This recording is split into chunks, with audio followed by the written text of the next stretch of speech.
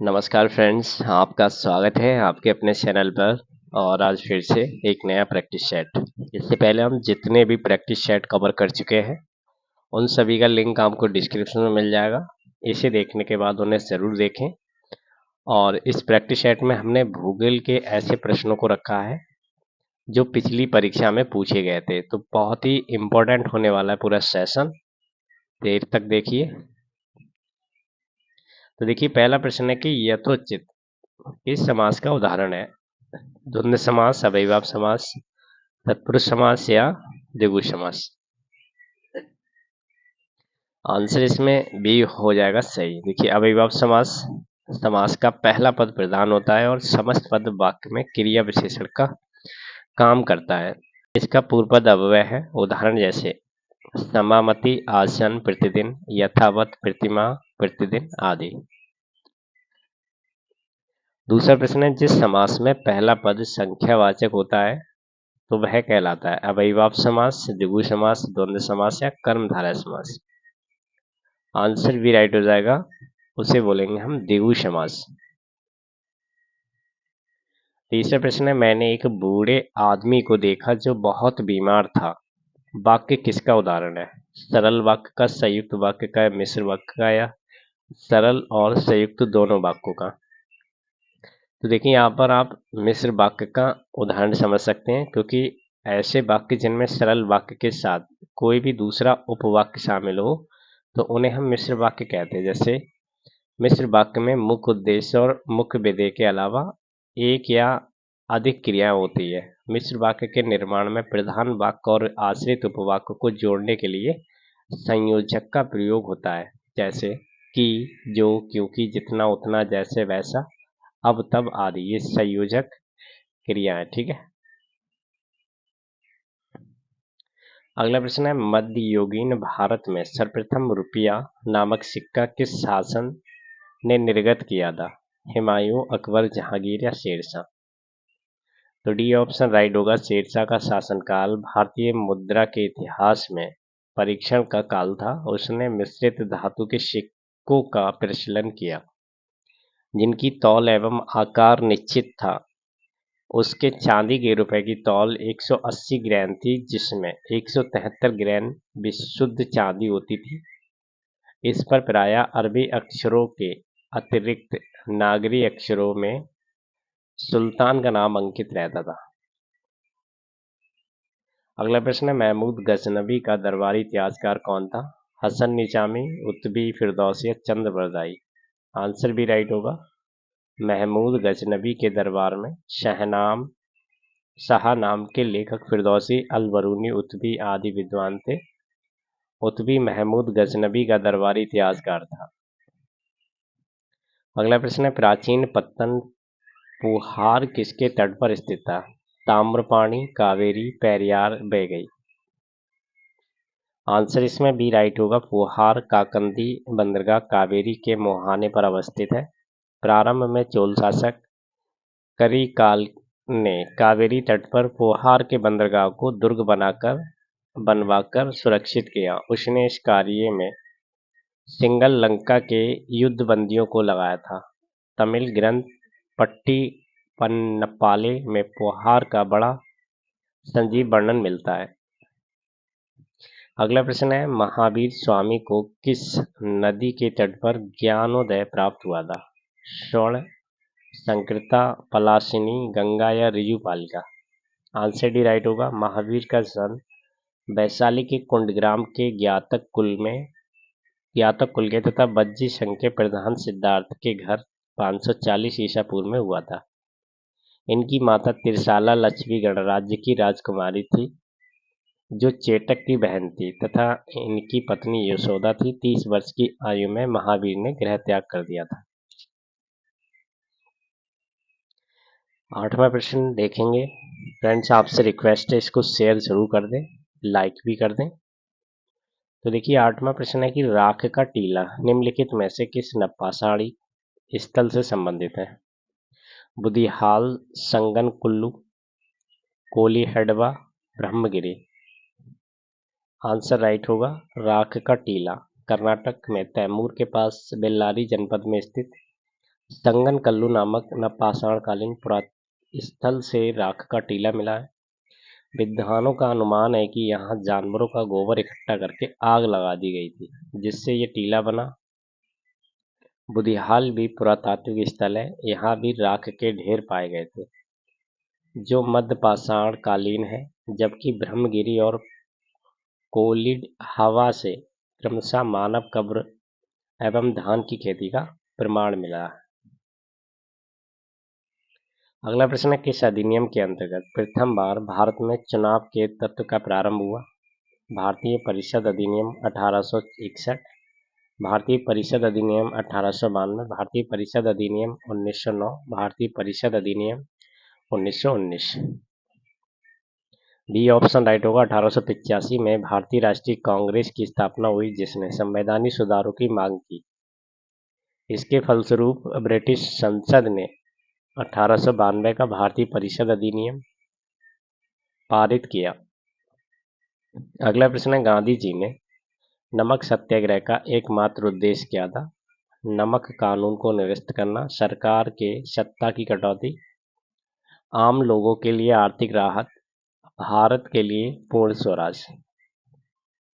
Answer A right होगा। गांधी जी द्वारा आरंभ नमक सत्याग्रह का एकमात्र उद्देश्य ब्रिटिश सरकार द्वारा नमक पर लगाए गए कर को समाप्त करना था। गांधी जी ने 78 सहयोगियों के साथ साबरमती आश्रम से 12 मार्च 1930 को पैदल यात्रा कर 240 किलोमीटर 6 अप्रैल 1930 को डांडी पहुंचकर नमक बनाकर इस कानून का उल्लंघन किया। यहां से गांधी जी ने सविनय अवज्ञा आंदोलन शुरू किया। 11वां प्रश्न है, इंडियन होम रूल सोसाइटी की स्थापना हुई थी 1900 ईस्वी में, 1901 में, 1902 में या 1905 में? तो देखिए डी ऑप्शन राइट होगा। फरवरी 1905 में लंदन में श्यामाजी कृष्ण वर्मा ने इंडियन होम रूल सोसाइटी की स्थापना की थी, जिसे इंडिया हाउस के नाम से भी जाना जाता है। इस संस्था का उद्देश्य अंग्रेजी सरकार को आतंकित कर स्वराज्य प्राप्त करना था। यहाँ से एक समाचार पत्र सोशियोलॉजिस्ट का भी प्रकाशन होता था। अगला प्रश्न है, किस कांग्रेस अधिवेशन ने 1905 ईस्वी में बंगाल में स्वदेशी तथा बहिष्कार आंदोलन चलाने का समर्थन किया? कलकत्ता, बेलगाम, कराची या बनारस? आंसर इसका डी राइट होगा। सरकार ने 19 जुलाई 1905 को विभाजन की रूपरेखा जनता के सामने रखी और 20 जुलाई को विभाजन की घोषणा की गई, जिसके परिणाम स्वरूप 7 अगस्त 1905 को कलकत्ता के टाउन हॉल में स्वदेशी आंदोलन की घोषणा की गई। विदेशी वस्तुओं के बहिष्कार का प्रस्ताव पास किया गया। 1905 ईस्वी में हुए बनारस अधिवेशन की अध्यक्षता करते हुए गोपाल कृष्ण गोखले ने भी स्वदेशी एवं बहिष्कार आंदोलन का समर्थन किया। अगला प्रश्न है, निम्नलिखित में से किसने लक्ष्मीबाई के पति की मृत्यु के उपरांत उसके दंतक पुत्र को उत्तराधिकारी से वंचित किया तथा बाद में राज्य को अपने कब्जे में ले लिया? Lord Canning, Lord William Bentinck, Lord Dalhousie या लॉर्ड वेल्लेसली? आंसर इसका राइट होगा सी, लॉर्ड डलहौजी। 1848 से 1856 ने भारतीय राज्यों को ब्रिटिश साम्राज्य में मिलाने के लिए हड़प नीति लागू की थी। इस नीति के तहत भारतीय राजाओं को पुत्र न होने की स्थिति में गोद लेने का अधिकार नहीं था तथा अंततः राज्य का विलय कर लिया जाता था। अगला प्रश्न है, एशिया की सबसे लंबी नदी बताएंगे कौन सी है? सिंधु, ब्रह्मपुत्र, यांगत्से या ह्युआंग नदी?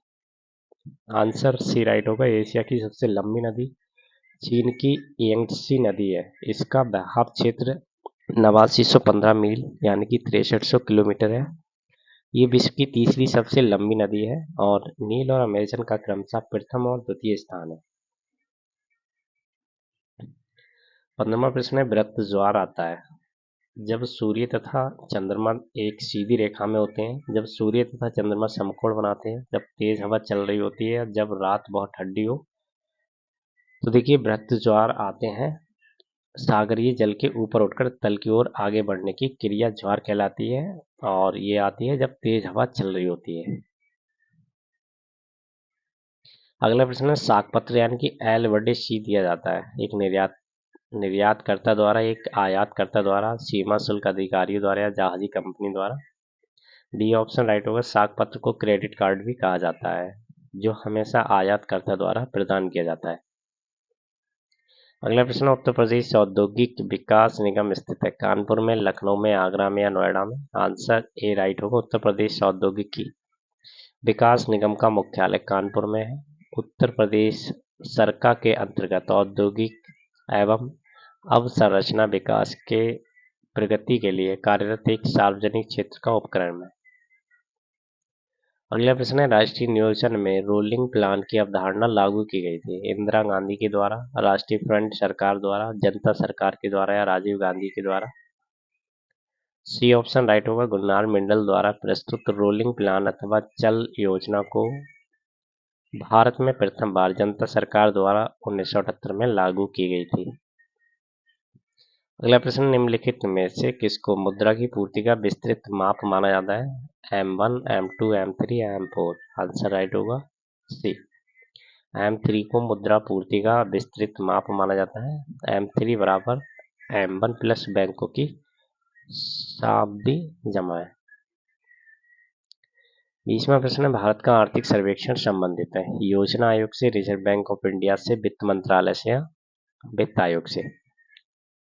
आंसर इसका राइट होगा सी, वित्त मंत्रालय से। कि भारत का आर्थिक सर्वेक्षण वित्त मंत्रालय से संबंधित है। वित्त मंत्रालय भारत सरकार का ही एक महत्वपूर्ण मंत्रालय है।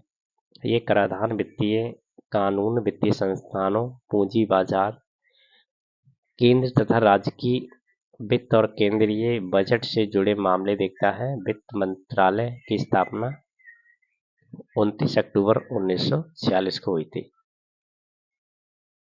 अगला प्रश्न है, लावड़ी किस भारतीय राज्य का प्रसिद्ध लोक नृत्य? उत्तर प्रदेश, महाराष्ट्र, सिक्किम या तमिलनाडु? आंसर राइट होगा बी, लावड़ी भारत के महाराष्ट्र राज्य का प्रसिद्ध लोक नृत्य है। उत्तर प्रदेश में रास नृत्य, झूला नृत्य, चरुकला नृत्य, जोगनी नृत्य, नटवरी नृत्य आदि प्रमुख लोक नृत्य है। वहीं सिक्किम राज्य में छूफाट नृत्य, खुंकुरी नृत्य, चुटके नाच, मरूनी नाच आदि लोकप्रिय है। 22वां प्रश्न है, काकोरी रेलगाड़ी लूटपाट की कल्पना रामप्रसाद बिस्मिल और खालिस्तानी ने की थी। खुदीराम बोस, शिवराज राजगुरु, अशफाक उल्ला खान, जतींद्रनाथ दास? आंसर सी राइट होगा। काकोरी रेलगाड़ी लूटपाट की कल्पना रामप्रसाद बिस्मिल और अशफाक उल्ला खान ने की थी। इनका पूरा नाम अशफाक उल्ला खान वारसी हजरत था। अगला प्रश्न है, भारत में उपनिवेश स्थापित करने वाला अंतिम विदेशी कौन थे? पुर्तगाली, अंग्रेज, फ्रेंच या मुगल? आंसर भी राइट होगा। भारत में अंतिम उपनिवेश स्थापित करने वाले अंतिम विदेशी अंग्रेज थे। सर्वप्रथम ये भारत में व्यापारिक उद्देश्य से आए थे, परंतु भारत की बिगड़ती स्थिति का लाभ उठाकर राजनैतिक सत्ता स्थापित करने में सफल रहे और इन्होंने ये उपनिवेश भी स्थापित कर लिया। अगला प्रश्न है, 1662 में पुर्तगाल के राजा ने इंग्लैंड के चार्ल्स द्वितीय को कौन सा भारतीय तटीय शहर दहेज के तौर पर उपहार में दिया था? मुंबई, पांडिचेरी, कोलकाता, गोवा? आंसर राइट होगा ए। वर्ष 1662 में पुर्तगाल के राजा ने अपनी पुत्री कैथरीन बैंगरोजा का विवाह इंग्लैंड के राजकुमार चार्ल्स द्वितीय के साथ किया तथा बम्बई तटीय शहर स्वरूप प्रदान किया। अगला प्रश्न है, लघु हिमालय भारी हिमालय के बीच सपाट के किन नामों से जाना जाता है? मध्य पहाड़ी, लघु घाटी, दून, अरावली पठार? आंसर इसमें राइट होगा सी, दून व द्वार। लघु हिमालय, मध्य हिमालय तथा बाहरी हिमालय शिवालिक के बीच के सपाट भाग को कहा जाता है। देहरादून और हरिद्वार ऐसे ही मैदानी भाग में स्थित है। इन जैसी अन्य मुख्य घाटियां इस प्रकार है। जम्मू में उधमनगर, उधमपुर और कोटली उत्तराखंड और हिमाचल प्रदेश में कोंटा, पातली चुंबी, क्यादा, कोटरी आदि। अगला प्रश्न है, निम्न में से भारत का किस पड़ोसी देश के साथ सबसे अधिक दूरी का सीमा विस्तार है? भारत तथा बांग्लादेश, भारत तथा चीन, भारत तथा पाकिस्तान, भारत तथा नेपाल? आंसर ए राइट होगा। पड़ोसी देशों के मध्य सीमा विस्तार, भारत बांग्लादेश सीमा 4096 किलोमीटर, भारत चीन 3439 किलोमीटर, भारत पाक सीमा 3310 किलोमीटर, भारत नेपाल सीमा 1643 किलोमीटर, भारत म्यांमार सीमा 1643 किलोमीटर, भारत भूटान सीमा 587 किलोमीटर।